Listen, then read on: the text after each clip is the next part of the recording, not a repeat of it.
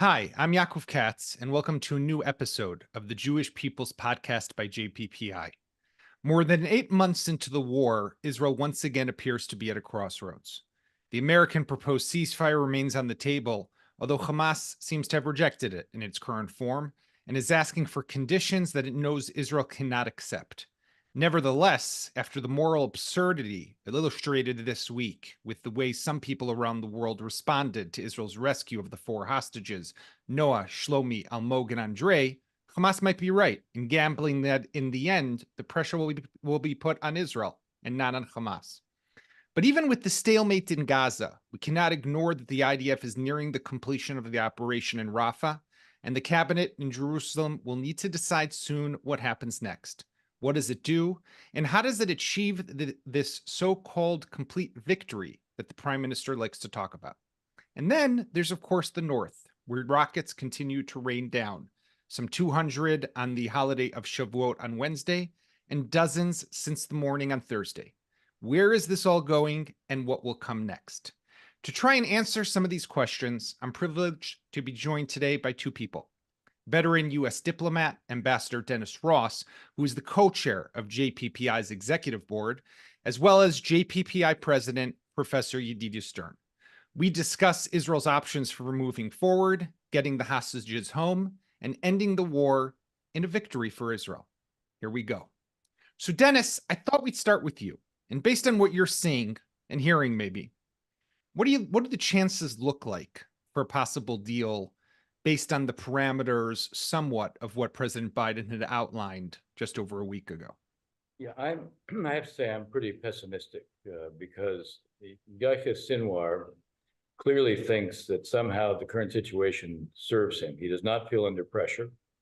There was this extraordinary article in the Wall Street Journal that was quoting messages that obviously he had been sending to people within Hamas who decided to share at least some of these messages, saying we have Israel right where we want them.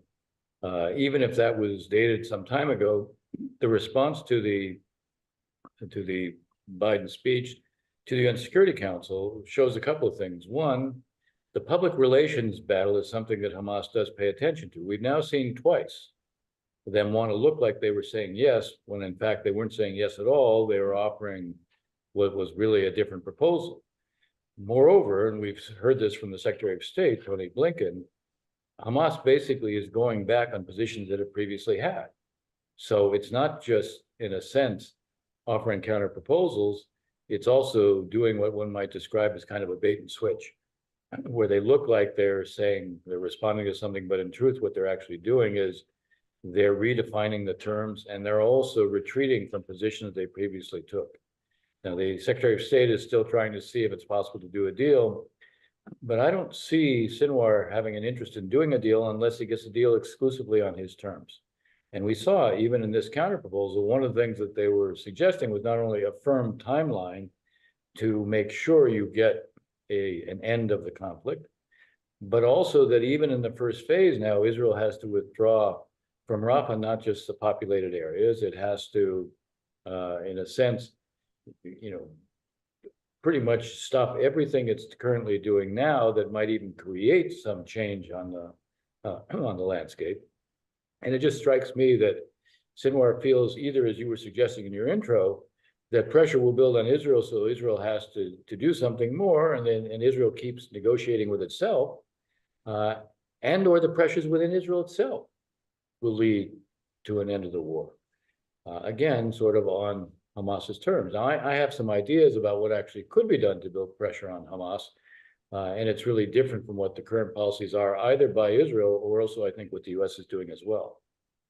So maybe we'll get to those ideas in one moment. But Yedidia, the obviously Hamas is one side to this deal, but Israel's also a side to this deal, and always comes up the question of what is the price that Israel is willing to pay to make a deal that would end the war and hopefully get back all the hostages, or at least what hostages we can still return. And after this, the amazing rescue of the four hostages this past Saturday on Shabbat, what do you feel in Israel the mood is willing to, or that the people are willing to go for, to what length to make that deal possible? Yeah, I think there is a two edges situation here. On one hand, I think Israelis do not agree to Sinwar's conditions, which is to retreat altogether and to stop the war right now. Israelis do not agree, and Netanyahu's policy is acceptable by most Israelis. That's on one hand. On the other hand, Netanyahu himself and his coalition is not being supported by Israelis. So when the messenger is Netanyahu, it weakens the ability of Israelis to express their willingness to go on with the situation, not giving up to Sinwar's terms. So what might be important for us in order to allow the public opinion here in Israel not to give up, but to go forward to achieve our national goals, what we really need now is new election.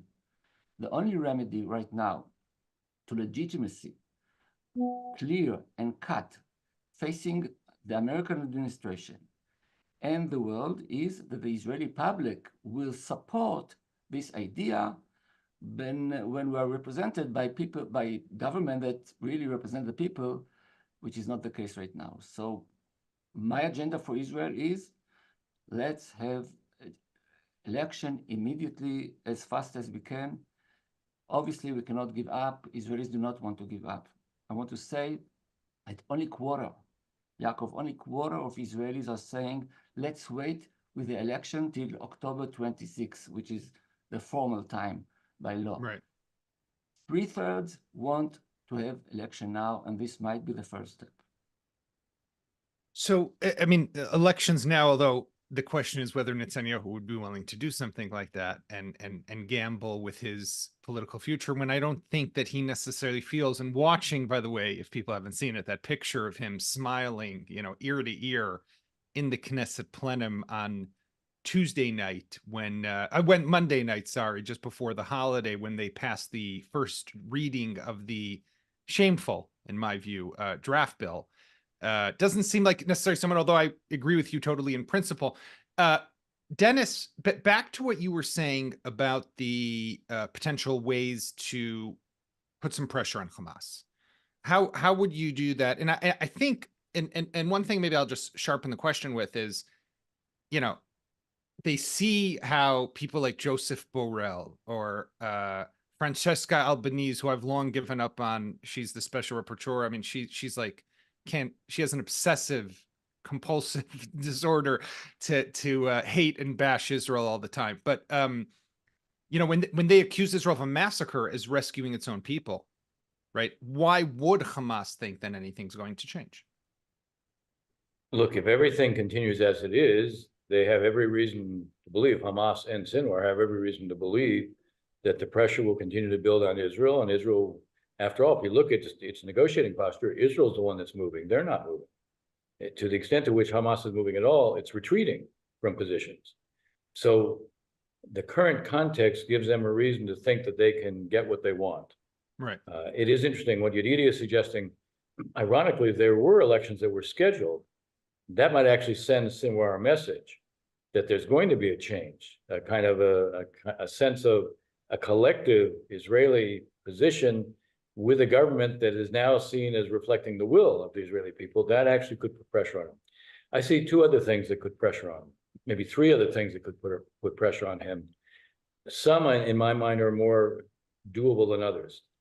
If he thought that the Israeli positions in negotiations on release of prisoners was going to become harder, and that the longer he was negotiating, there would be less Palestinian prisoners who would be released. Because this is one of the promises he made when he got out, that he was going to get all the other Palestinian prisoners out. If he thought that his current negotiating posture was putting that at risk, that would be a pressure on him. I'm not sure that's entirely credible as a negotiating posture, just because you could see him then saying, okay, the fewer prisoners, the fewer the hostages. And I'm not sure that's sustainable here in Israel. But there are two other things that clearly could put pressure on him. One is creating safe areas in Gaza where Israel would protect the perimeter of the safe areas. And then you would have others going in to develop these. The Emirates now have a field hospital, they have bakeries. If you were to expand those areas and the Israelis were to provide security on the outside so Hamas could not get in, maybe use contractors for security, you use the functional Palestinian bureaucrats who are there. Maybe the Emirates come in and say, okay, we're prepared on a humanitarian basis to meet the needs of this area, not just, they can say it's humanitarian, so they don't have to tie it to some kind of political pathway, but humanitarian could include, for example, the repair of roads, the repair of water mains, the repair of housing. They could be providing shelter. They could help ensure that initial commercial activities are resumed. In other words, you create safe areas where life begins to return. And that becomes an alternative to what exists in the rest of Gaza. Hamas can't get in. It sends a message that there are areas where Hamas is not going to come back. Right now, we see almost 2/3 of Palestinians in the latest Shikaki poll think in Gaza that Hamas is going to win and then they're going to come back. Well, suddenly, if you create places where they can't come back, you begin to raise questions about whether or not that's realistic. There is an alternative, and I say it's an alternative because I'm not sure it's really fully consistent with what I just said. If Israel was in a position where it could declare success and say, okay, we've achieved what we need to achieve militarily, Hamas no longer exists as a military, and reach an agreement with the US on how much of the military infrastructure, meaning the weapons depots, the weapons labs, the production facilities, the tunnels, how much of that needs to be destroyed so that Hamas will not find it easy to reconstitute itself. And then that's married to a set of American commitments about very tangible mechanisms on the ground that would ensure that Hamas can't get money again. That what happens on the Gaza Egyptian border will be sealed and prevention of any possible smuggling above ground or below ground. That reconstruction will resume, but with mechanisms that ensure none of the material can be diverted. In other words, if you can have Israel in a position where it could declare success because it's defeated Hamas militarily, the military infrastructure has been dismantled enough, and there's no possibility of Hamas getting money, materials, or arms, then actually you're in a position where you actually have success. The more it becomes clear to Sinwar and Hamas, they're really going to be cut off. Right. The more they have an interest in getting a deal sooner before all that gets worked out. So for me, that's another way to put pressure on them in terms of the way they weigh things, the way they look at risks. Yedidia, there was something, please. Yaakov, on top of what Dennis just suggested, why don't we consider to have a one-sided ceasefire for, let's say, a month? Telling the world, we are going to kill Sinwar if we can. Otherwise, there's a ceasefire for a month to allow negotiation, to show the world we mean it, to try to change the course of history over there. And maybe something good will come out of it. It's good for Israel as well. And I would use this month in order to promote election. I think it's a very interesting idea. I want to ask you also about what happened on this last Saturday, just getting back to the hostages for a moment, because I think it is telling of what we should expect moving forward. There was a mass celebration here in Israel, and it said something about the mood, right? The fact that people broke out, we all probably saw those videos of the lifeguards at beaches announcing it and people celebrating, people dancing outside the hospital, people in neighborhoods, the secular Israelis putting up on lampposts the news so that the Shomer Shabbat people, the people observing Shabbat would hear the news and know what's happening. I was taking a walk that afternoon. I'd already heard, but I was taking a walk in my neighborhood in the afternoon and people saying, did you hear what happened? Did you hear what happened? It was really as if, the country is so hungry or thirsty for something positive. And finally it came. And it makes sense to me after so long being embroiled in conflict. We need some good news once in a while. But the really question comes down to how much longer can Israel really sustain this? Number one. And number two, when it sees bills like the draft law passed through in the Knesset, that part of the population that's carrying this burden, Yedidia, how much longer, like your kids as an example, how much longer can it do that? There are two issues here. First of all, the amazing sensitivity of Israelis for shvuim, for hostages. It's not only now, it's always like this. It's, in a way, a major success of our education, solidarity. We are one. We are willing to do everything for the last hostage. And this is a strong point of our society. Same time, it's a huge weakness in the eyes of our neighbors. They know that they can capture one Israeli, and this is it. Israel is crazy. The national mood may be taken hostage if one of us is in their hands.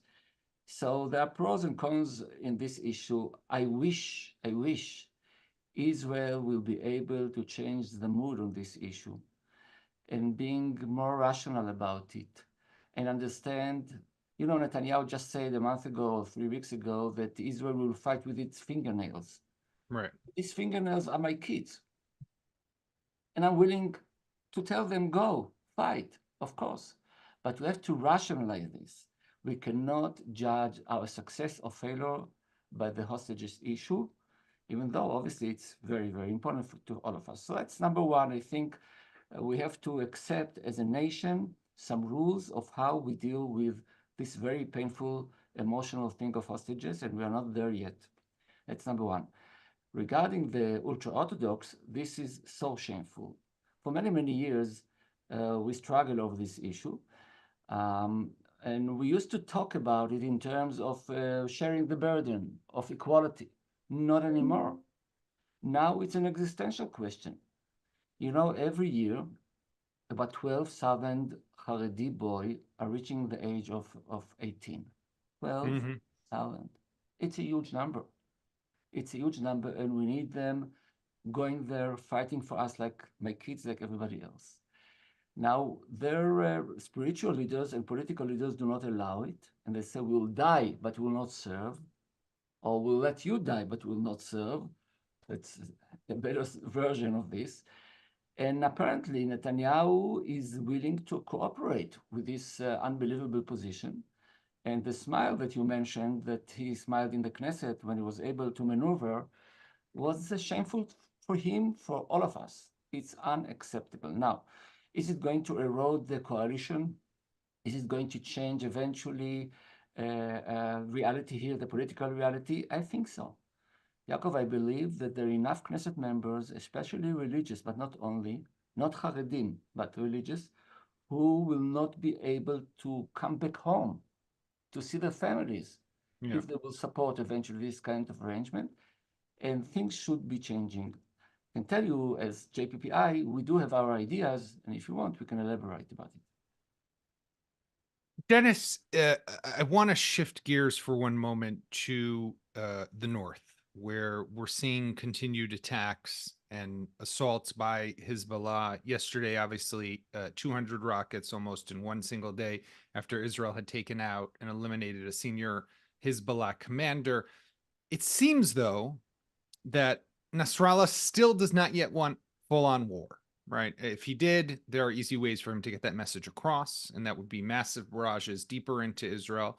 And it also seems that Israel understands that and therefore is containing this threat as much as possible, is trying to apply October 6th methods to a post-October 7th reality. But I'm curious, do you believe that there is actually a deal to be had when it comes to Hezbollah, assuming maybe there would be a ceasefire with Hamas? We think that Hezbollah would also stop its attacks. I think that they will stop their attacks. He's said it very clearly. Nasrallah said it very clearly. The question about, is there a deal there? I suspect there is a deal there, but it will require, he will certainly press to change the border in places. He will never negotiate in a simple way. He will have his sets of demands. We will hear, claims for Sheba Farms, which was taken from Syria in 1967. And the Syrians have never, by the way, renounced their claim to that area. So, he will negotiate in a tough way. The problem that Israel faces is, under what circumstances do people in the north go back and repopulate the areas they're in? By the way, Metula, Kiryat Shmona, When people go back, they're going to find about a third of the buildings at least and houses have been destroyed. So there's going to be not just a need for a significant investment. There's going to need to be some kind of assurance to the people there that and October 7th isn't waiting for them. That the Radwan forces, which right now Israel has basically forced to move above the Litani, that there's something that keeps them from coming back. The one thing I will say is, in 1996, I negotiated an end to what was a week-long exchange between Israel and Hezbollah. Now, we were negotiating through the Syrians then, since we obviously didn't deal directly with Hezbollah. One of the things we did is we created a monitoring group that had the US and France on it. And we signaled to we let the Syrians know that if Hezbollah violated the terms of this, that we would support the Israelis acting militarily. I think in any effort to renegotiate now what would be an end to assurances that the Radwan forces are not going to come back, there needs to be a penalty that Hamas understands and would respect. Mm-hmm. In 2006, you had the Security Council Resolution 1701 was adopted. It called for a robust UNIFIL forces with supposedly robust rules of engagement. Hezbollah violated the terms very quickly. There weren't supposed to be any weapons that were supposed to be crossing from Syria into Lebanon. Nothing was done on the Lebanese border to prevent the movement of weapons back to Hezbollah. So 1701 was basically stillborn. It was never real in terms of its terms. Hezbollah has that history, and if we're going to be, Amos Hochstein is the one who's clearly trying to negotiate this. The French want to play a role too. In 1996, we actually cooperated with them, and they reinforced the message that if Hezbollah violated, we would support Israeli military responses against them. Once again, I think Hezbollah needs to understand the US will back whatever Israel does if there's any movement of Radwan forces back into an area where they're not supposed to be. Yedidia, but this kind of ties into what you were talking about before with your call for early elections, is we have this narrow, very right-wing government. Do you think that this government has the legitimacy, or I don't know if that's the right word, because they have the electoral legitimacy, they are the government that was elected, but with the situation as it is right now, to take Israel to another military adventure in Lebanon, even if it's forced upon them? Yeah, obviously the government does enjoy from formal legitimacy. They were elected. But if you ask me if this is the best way to go out to a real, very serious war with Hezbollah, when the population here does not support the prime minister and his whatever decision he's going to make, it might be tainted in the eyes of the people as a political move. It's not necessarily for the best of the country. I think we cannot go out to a full war under this situation. This current situation should be changed. Majority of Israelis understand what I feel strongly. We cannot trust Hezbollah. Agreement is not enough. I would not move to live next to the border based on agreement with Hezbollah that they'll be okay. We cannot agree to it. I think Israelis do not agree. So we have to do a major move, but a major move should be supported by all Israelis. We'll have to sacrifice a lot, and we are willing to do that. Again, about 2/3 of Israelis are saying, let's go. That was in our recent poll that JPPI did. Exactly. Poll, yeah, well, let's go, but we need to be one for this first. So the key for everything is creating a legitimacy to a government. It might be the same government down the road, probably not, but it might be. But we have to reaffirm the support of the people in the government. Although it has to be said that Netanyahu, I know that, you listen to people and they're very critical. Netanyahu's not deciding, although he has decided. His decision until now has been to try to avoid that war, to stay focused on Gaza and not to be dragged into a conflict with Hezbollah. So far, he's making that decision. Yeah, first week, we all know the majority of the ministers wanted to go out to hit Hezbollah, and he was the one not allowing it to happen. History will judge if he was right or wrong, who am I to say? But anyhow, whatever decision you're going to make right now, you need support of the vast majority of Israelis, and there are a way of doing it. Macron can do it within 2-3 weeks. Why can't we do it? You can do it, but and you're right about one thing. Look, a war with Hezbollah will make what's been going on in Gaza seem literally like child's play. We wouldn't be doing this podcast right now because they can send 4,000 rockets a day. So they'll shut Israel down. Israel will destroy Lebanon. And it's that fear, by the way, that actually affects Nasrallah, because Nasrallah understands what the consequences in Lebanon would be. He also understands something else. He understands there's enormous opposition to Hezbollah in Lebanon because Hezbollah has turned Lebanon into a failed state. So you weaken Hezbollah to the point where it becomes very vulnerable in Lebanon. Not only is it a threat to Hezbollah, but Hezbollah is the one Iranian proxy that is treated differently from all others, because it's where they basically have exported the revolution successfully, because they're basically the insurance policy with 150,000 rockets to prevent Israel from attacking Iran's nuclear infrastructure. So there's a lot to be lost. This is not just a Hezbollah and Nasrallah decision, it's also an Iranian decision, but they like the current situation because it ties Israel down and imposes a cost. It prevents Israel from actually being able to populate its own territory. So they have a lot to gain, although again, to be fair, there's about 100,000 Lebanese who are also not in their homes right now. So it's not, there's a price that's being imposed on the Lebanese, and it's not that Nasrallah is so sensitive to the price in Lebanese that he's unwilling to pay the current price, but the idea that you're going to destroy Lebanon and that Hezbollah might become quite vulnerable in the process, that's quite an inhibitor. And I'll just add one last thought. If this mood in Israel is reflected by a new election, it wouldn't just send a message to Sinwar. It would send a message to Nasrallah as well, because he reads the current situation here. He prides himself, I think quite wrongly, but he prides himself on understanding Israel. Right. And so if there were this kind of a change, it would have a major inhibiting effect on him. So I want to wrap up by asking both of you, because I'm here with two people who are not populists or extremists when it comes to politics. But if we look around the world, and this ties in, we keep on talking about elections. Macron, Yedidia, who you mentioned, calling elections because of the failure or the victory that Le Pen had in the European Parliament. The similar results for Spain, Belgium. You see what's happening. I mean, the UK seems to be going in an opposite direction with Labour about to win the election on July 4th, but Nigel Farage now coming out of nowhere and going to be sweeping up, and potentially the Tories, the Conservative Party, being decimated in a way never imagined.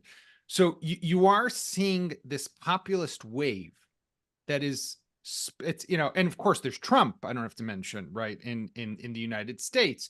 And people could say that's Netanyahu here in Israel, or Smotrich and Ben Gvir. Maybe this is just the new reality that we have in our political system around the world. Maybe this is just something we need to get used to, or maybe there is a fight to fight back by the centrists and the moderates. So, Yedidia, why don't we start with you, and then Dennis, you'll finish us off. Israelis are not alone. Remember the Eurovision, the contest? So the official judges didn't give us points. They represent the establishment, artistic establishment, and other kind of establishment. But the people all over Europe gave us all the points, state by state. What does it really mean? Is a song the issue? No, it was a popular vote by masses who see what we see, guys. They see Israel fighting for its life. Israel was attacked. You cannot turn the narrative on its face. When you see that many Europeans are voting now for populist but nationalistic parties, on one side, they are going to hug us. It's nice to be hugged. On the other hand, we know that this kind of hug might be turning down the road against us. We are also obviously the other for them as well. So it's not so easy to judge it and to use it for our purposes. So yes, reality is changing. The 21st century, Yaakov, is totally different from the second part of the 20th century. We can see it everywhere in the world. And my real fear is for America more than for Israel, because America is supposed to protect the world altogether, not only Israel, and America might be turning into something new that we never thought it might be turning to, and this is a real danger to all of us. And Dennis? Look, I do think there is still a populist reaction to what I think is the perception of two things. One, globalism, which seemed to remove national identities, which remove borders, which permitted these what were perceived as massive waves of immigration, which was seen as threatening to significant populations in the US, in Europe. What Trump represents is a reaction to what's happening on our southern border, a reaction to the meltdown, the financial meltdown from 2008, where the people really responsible for it weren't the ones who paid the price for it, a questioning of experts because they got us into the quote these forever wars. So it produced a reaction. We're seeing the populist reaction in all democracies. That's a reality. But it doesn't mean it's sustainable, because these populist actors don't have answers that are somehow going to address the problems.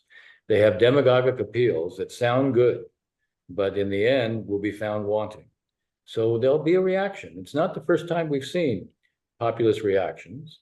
We also see the pendulum swing.